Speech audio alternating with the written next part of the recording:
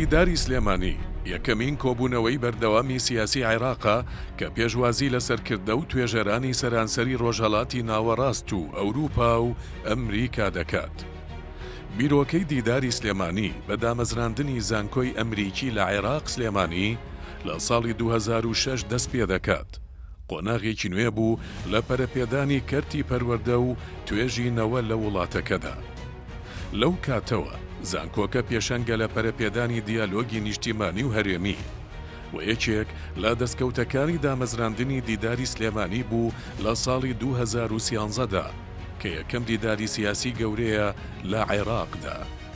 ئەم ساڵ نۆیەمین دیداری سلێمانی لە 16 و 17 نیسانی 2025 لە زانکۆی ئەمریکی لە عێراق سلێمانی بەڕێوە دەچێت کە لەلایەن سەرتەری توێژینەوەی سیاسی سەرەکی زانکۆکە پەیمانگەی لێکۆڵینەوەی هەرێمی و نێودەوڵەتی ڕێک دەخرێت.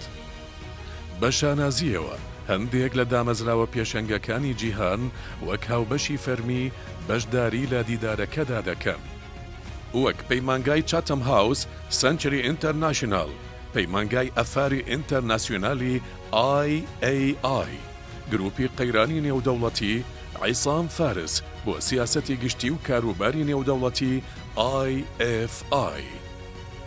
لەم دیدارە گرنگەدا بیرۆکەکان لەگەڵ کرداردا یەکدەگرن و وەگفتوگۆ و گۆڕانکاریەکان بەرەو پێش دەبن.